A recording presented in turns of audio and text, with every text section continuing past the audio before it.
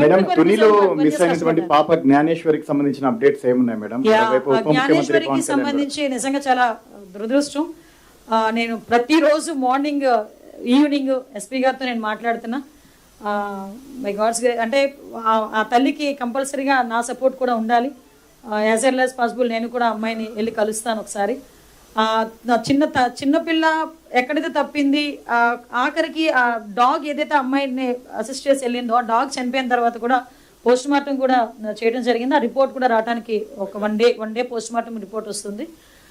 ఓవరాల్గా చెప్పాలంటే కొన్ని టీంలు ఎన్డీఆర్ఎఫ్ టీంలు కూడా ఒకవేళ ఇన్ కేసు ఎక్కడైనా ఆ అడవుల మధ్యలో ఉండిపోయిందా, లేకపోతే ఎక్కడైనా ఏదైనా అన్ఫార్చునేట్ థింగ్ ఏదైనా జరిగిందా, దాని గురించి కూడా ఆ యాంగిల్లో కూడా పనిచేస్తున్నారు. ఎన్డీఆర్ఎఫ్ టీం అక్కడే ఉంది, టీమ్స్ ఏర్పాటు చేసాం. ఫారెస్ట్ డిపార్ట్మెంట్ వాళ్ళు ఉన్నారు, ఎస్డీఆర్ఎఫ్ టీం వాళ్ళు ఉన్నారు, మా పోలీస్ టీం పనిచేస్తుంది. 24/7 ఆ పాప ప్రాణంతో దొరకాలి అని ఈరోజు మనం అందరం కూడా కోరుకుంటున్నాం కూడా. మేడం సైబర్ కేసులో ఇప్పుడు చాలా వరకు చాలా కట్టడి చేశారు, కానీ పోలీసులకు చిన్న సమస్య వస్తుంది. కేసెస్ వాళ్ళని కట్టేటప్పుడు వాళ్ళ మీద సెక్షన్స్ ప్రాపర్గా లేకపోవడం, తర్వాత గట్టి సెక్షన్స్ లేకపోవడం వల్ల వాళ్ళు త్వరగా బయటకు వచ్చేస్తున్నారు అనేది డిపార్ట్మెంట్ నుంచి కూడా వస్తున్నారు. పర్టికులర్గా ఈ సైబర్ క్రైమ్ జరిగే కేసులకు సంబంధించిన వాళ్ళకి అలా దీన్ని ఏమన్నా చూస్తున్నారా? యాక్చువల్గా కొన్ని సందర్భాల్లో మీరు అన్నదంటే చట్టాలని నేను క్వశ్చన్ చేయట్లేదు, చట్టాలని మనము పాయింట్అవుట్ చేయడం కాదు, కానీ కొన్ని సందర్భాల్లో ఈ సైబర్ క్రైమ్కి సంబంధించి కొంచెం కఠినమైన చట్టాలు ఈరోజు మనకు పనిచేస్తున్నాయండి. సైబర్ క్రైమ్కి సంబంధించి మ్యాక్సిమమ్. కాకపోతే ప్రాబ్లం ఎక్కడ వస్తుందంటే రికవరీ దగ్గర కొన్ని మళ్ళీ అకౌంట్స్లోకి అమౌంట్ అంతా ఒకేసారి వెళ్ళిపోవటం అనేది, లేకపోతే టైం మనకి ఇప్పుడు ఏదైతే మనకి హార్ట్ స్ట్రోక్ లాంటి వచ్చినప్పుడు ఒక టైం ఉంటుంది, గోల్డెన్ టైం అంటారు. At the same time cyber క్రైమ్కి కూడా ఒక గోల్డెన్ టైం ఉంటుంది. ఆ టైంలో కనుక ఇమీడియట్గా డిపార్ట్మెంట్కి కానీ మనం 1930 కానీ కాల్ చేస్తే ఆ అకౌంట్ని ఫ్రీజ్ చేయడం అనేది, బ్యాంకర్స్తో మాట్లాడడం అనేది మనం చేసుకోగలుగుతున్నాం. కానీ అది దాటిన తర్వాత చాలామంది ఏంటంటే బయటికి చెప్పుకోలేక అవమాన భారంతో కూడా చాలామంది చెప్పుకోవడం మానేస్తున్నారు. నేను అందుకే అంటున్నా, ఈ వేదిక ద్వారా సైబర్ క్రైమ్కి అవేర్నెస్ రావాలి. అంత సేమ్ టైం మన పిల్లలకి కూడా ఫోన్లు ఇచ్చేటప్పుడు ఏ లింక్ పడితే ఆ లింక్ మీద ప్రెస్ చేయొద్దు, మీకు ఏదైనా మీకు తెలియని మెసేజ్ వచ్చినప్పుడు ఇమీడియట్గా దానికి రెస్పాండ్ అవ్వద్దు. ఇలాంటివి కూడా కంపల్సరీగా మేము చెప్తున్నాం. అవగాహన కార్యక్రమాల్లో స్కూల్ లెవెల్ వరకు కూడా అవగాహన కార్యక్రమాలు చేస్తున్నాం. దయచేసి ఇలాంటివి ఏదైనా ఉంటే కనుక డిపార్ట్మెంట్కి 1930కి ఇమీడియట్గా ఇన్ఫార్మ్ చేయమని చెప్తున్నాం. మీకు జాబ్ క్యాలెండర్ ఇచ్చాం కదా. యాక్చువల్గా జాబ్ క్యాలెండర్లో కూడా దగ్గర 2700 పోస్టులకి నెక్స్ట్ జాబ్ క్యాలెండర్లో పోస్టులు మేము ఫిల్అప్ చేయడానికి కూడా ఉన్నామండి. ఒకటే చెప్పామండి, ప్రతి సంవత్సరం కూడా జాబ్ క్యాలెండర్ ఇస్తామన్నాం. మేము ఇచ్చేది లాస్ట్ గవర్నమెంట్ చెప్పిన జాబ్ క్యాలెండర్లో సాక్షి క్యాలెండర్ కాదు మేము ఇచ్చేది ప్యూర్ జాబ్ క్యాలెండర్. ఆల్రెడీ బయట కూడా ఇచ్చాము, అనౌన్స్ కూడా చేసాం జాబ్ క్యాలెండర్స్. అందులోని కూడా దగ్గర 2000 మందికి పైగా పోలీస్ రిక్రూట్మెంట్ జరుగుతుంది. ఆల్రెడీ 6000 జరిగింది, ఇంకా ఫర్దర్గా. మేడం గంజాయి డ్రగ్స్ కి సంబంధించి ఏంటి విఆర్లో ఉండడం అని ఈ రోజు కొత్తగా జరిగిందా? విఆర్ అన్నది ఆటోమేటిక్గా పోలీస్ డిపార్ట్మెంట్లో వన్ ఆఫ్ ద పార్ట్. అది అన్ని డిపార్ట్మెంట్ని తీసుకెళ్లి స్టేషన్లో పెట్టలేం కదా. ఎమర్జెన్సీ పర్పసెస్లో కొంతమంది విఆర్లో, కొంతమంది ఎస్పీ ఆఫీస్లో ఉంటారు, ఒకసారి ఐసీ ఆఫీస్లో ఉంటారు, ఒకమంది డీసీపీ ఆఫీస్లో ఉంటారు. It's a common. ఈ రోజు ఏదో కొత్తగా మేము విఆర్ విధానాన్ని తీసుకొచ్చామని మాట్లాడతారేంటి? ఎక్కువ మంది ఖాళీలు ఉంటే ఇంత ఎఫెక్టివ్ ఎలా పని చేయగలమండి? 14% ఎలా దొక్కుతుందండి? చెప్పండి ఒకసారి. మేడం ఇది లెక్కలు కాదు.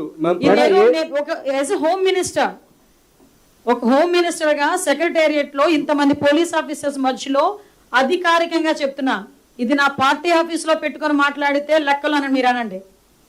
కానీ నేను సెక్రటేరియట్లో ఇంతమంది పోలీస్ ఆఫీసర్స్ మధ్యలో అధికారికంగా యాజ్ ఎ హోమ్ మినిస్టర్ నేను చెప్తున్నా విషయాలు ఇవన్నీ కూడా. ఇది మీరు ఎక్కడైనా క్వశ్చన్ చేసుకోవచ్చు, ఎక్కడ క్వశ్చన్ చేసినా ఆన్సర్ చెప్పడానికి మేము సిద్ధంగా ఉన్నాం. మేడం డ్రగ్స్ గంజాయి నిర్మూలన కోసం ఇక్కడ డ్రగ్స్ గంజాయి నిర్మూలన కోసం ఈగల్ టీమ్ ని ఏర్పాటు చేశారు. అలాగే అవేర్నెస్ ప్రోగ్రామ్స్ క్రియేట్ చేశారు. దానివల్ల ఎవరైతే వాడుతున్నారో వాళ్ళు కూడా ఒక అవగాహన తెచ్చే ప్రయత్నం చేస్తున్నారని చెప్పారు. కానీ ప్రజెంట్ సోషల్ మీడియా అనేది చాలా దారుణంగా ఉంది. ఎక్కడ చూసినా కూడా అబ్యూజ్ వర్డ్స్ అనేది యూజ్ చేస్తున్నారు. దానివల్ల క్రైమ్ రేట్ పెరగడానికి కూడా అవకాశం ఉంది. సో దాన్ని కంట్రోల్ చేసేందుకు ఏమైనా టీమ్స్ను ఫార్వర్డ్ చేయడం కానీ, వాళ్ళ వల్ల అవేర్నెస్ చేయడం కానీ అటువంటి ఏమైనా ప్రోగ్రామ్స్ కండక్ట్ చేస్తారు?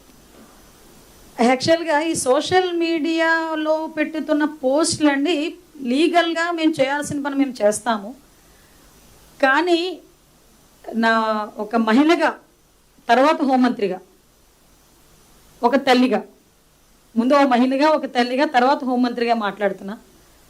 దయచేసి మన బిడ్డలు ఎలాంటి పోస్టులు పెడుతున్నారు అవతల వాళ్ళ మీద, మన పిల్లలు ఏ లైన్లో ఉన్నారు అన్నది కూడా దయచేసి తల్లిదండ్రులు కూడా కొంచెం ఒక ఐ పెట్టి ఉండాలి. వయసుతో సంబంధం లేదు. అది పెద్దవాడు మాట్లాడినా ఆ కన్న తల్లి ఆలోచించాలి, నా కొడుకు మాట్లాడింది తప్పా రైటా. ఒక మామూలుగా ఇప్పుడు చిన్నపిల్లలు సోషల్ మీడియాలో పోస్టులు పెట్టినా నా కొడుకు పెట్టిందే తప్పా రైటా. నేను చాలా సందర్భాల్లో చెప్తాను, ఇది ఎగ్జిబిట్ చేయాలి. ఆ తల్లికి తెలియాలి వాడు ఏం పోస్ట్ పెట్టాడు ఒక ఆడబిడ్డ మీద. ఒక ఆడపిల్లని కించుపరుస్తూ ఎలాంటి పోస్టులు పెడుతున్నారు. కొన్ని సందర్భాల్లో మీరు నమ్మరు, అన్ని ఫేక్ న్యూస్లే, అక్కడ ఏమీ జరగదు. కానీ అఫీషియల్ పోస్టులో అఫీషియల్ పేజీల నుంచి పెడుతున్నారు. అది ఫేక్ అని చెప్పుకునే లోపు వాళ్ళు కావాల్సిన స్ప్రెడ్ చేస్తున్నారు. ఇలాంటి వాళ్ళ మీద లీగల్గా మేము గ్యారంటీగా మేము చర్యలు తీసుకుంటాం. కానీ ఈరోజు ప్రతి ఒక్క చేతిలోని కూడా ఒక మొబైల్ ఉంటుంది. ఒక మొబైల్ అన్నది వాళ్ళకి ఎలా ఉంటుంది, వెపన్లా ఫీల్ అయితే అది వాళ్ళ ఆత్మరక్షణకి, ఇంకొకరిని రక్షించడానికి ఉపయోగపడాలి తప్పించి ఇంకొకరిని కించపరిచే విధంగా మారే పరిస్థితులు వస్తాయి కనుక డిపార్ట్మెంట్ తన పని తను చేసుకెళ్ళిపోతుంది.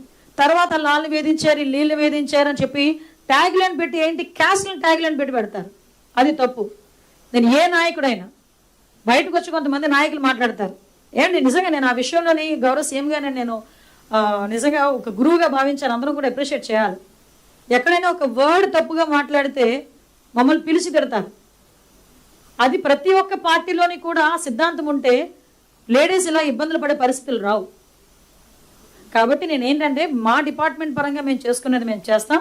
అట్ ద సేమ్ టైం ప్రతి తల్లికి, ప్రతి తండ్రికి, ప్రతి అక్క చెల్లెమ్మకి, ప్రతి అన్నదమ్ముడికి కూడా దయచేసి మీరు ఇంకొకరి మీద పోస్ట్ పెట్టేటప్పుడు ఒక్కసారి మన ఇంట్లో ఒక ఆడబిడ్డ ఉంది, ఒక తల్లి ఉంది, ఒక చెల్లి ఉంది అన్న సంగతి మర్చిపోకుండా పెట్టమని మాత్రం కోరుకుంటున్నాను. అన్నీ మర్చిపోయి పెట్టారనుకోండి వాళ్ళు విజ్ఞతకు వదిలేయాలి. Ma'am, one more question pertaining to disaster management. Can you please tell what infrastructural reinforcements have been made to avert a Budameru disaster again? Already మీకు చెప్పానండి, డిజాస్టర్ బుడమేరుకి సంబంధించి మ్యాక్సిమం 1 minute